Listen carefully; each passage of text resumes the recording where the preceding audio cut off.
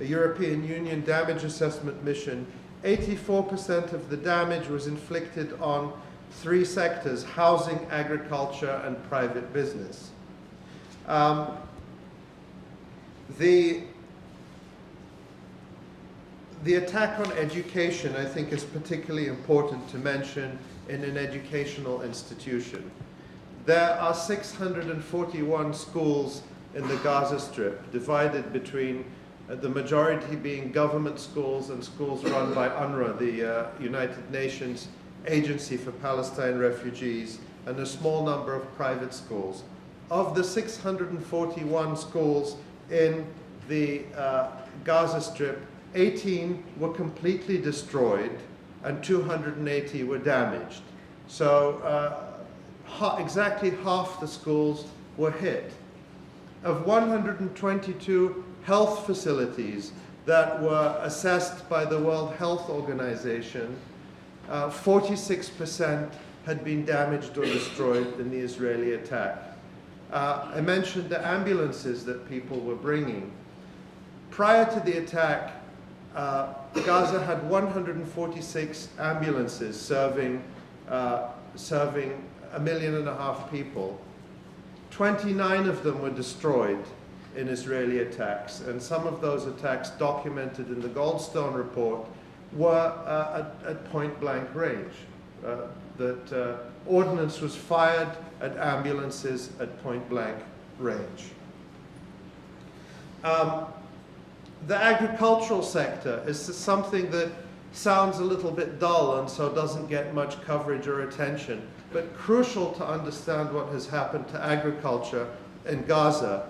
Gaza, despite its relative poverty of natural resources, had a quite thriving agricultural sector and produced about 400,000 tons of produce every year, and about a third of this was exported.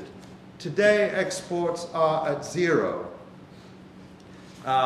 except for occasional gimmicky exports. For example, last year, Israel allowed a tiny number of cut flowers out around Valentine's Day in order to capture the headlines. I don't think they even bothered with that this year. But it's estimated that 46% of the agricultural land is now beyond use. Almost half of the agricultural land is now beyond use due to a combination of factors.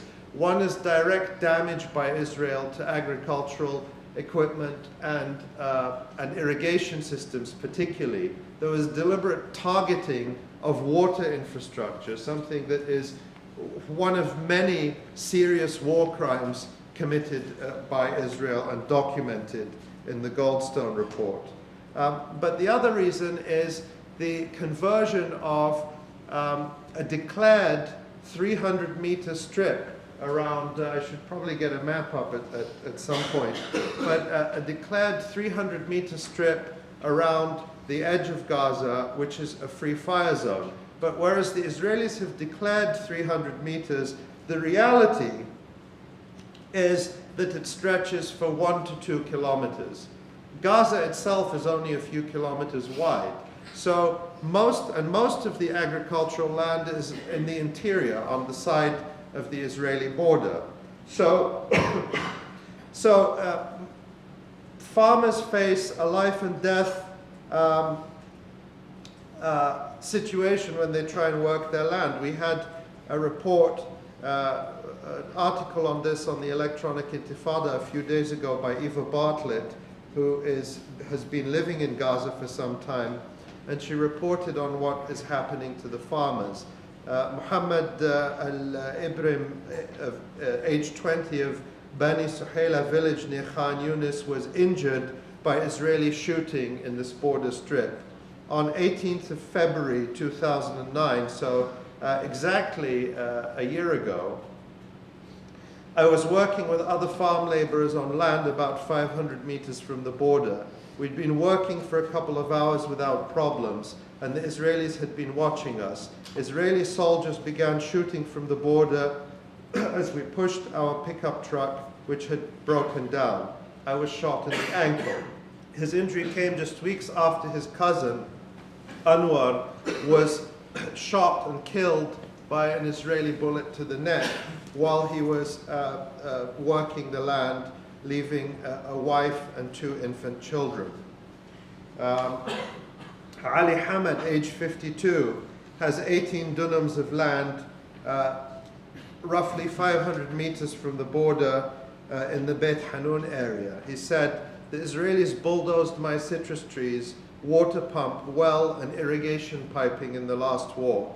No one can come here to move the rubble of my well. Everyone is afraid of the Israeli soldiers at the border, so now we are just waiting for the winter rains.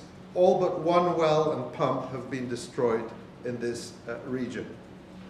I haven't watered my few remaining trees since the war. I used to water them once a week, 3 to 4 hours per session. Now they are dehydrated. The lemons and oranges are miniature." Now, when you read the reports from the UN, these sorts of journalistic reports, all the statistics that have been gathered, a picture emerges of the systematic destruction of the agricultural sector in Gaza, with the consequence of destroying any possible self-sufficiency for the people there. This appears to be a deliberate strategy of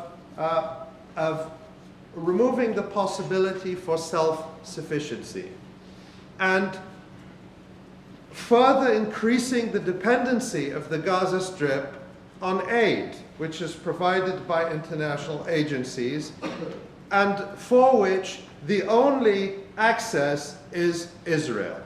So it is a way to tighten the imprisonment and to continue to use food as a weapon, that when the people of Gaza behave, you open the spigot a little bit, they allow a few trucks in. When the people of, when they misbehave or their leaders misbehave, you tighten the spigot. So the single generating plant in Gaza is always on the edge of running out of electricity, of running out of fuel. And large parts of Gaza are in constant blackout now, because rolling blackouts because of the shortage of fuel. And Israel has become expert at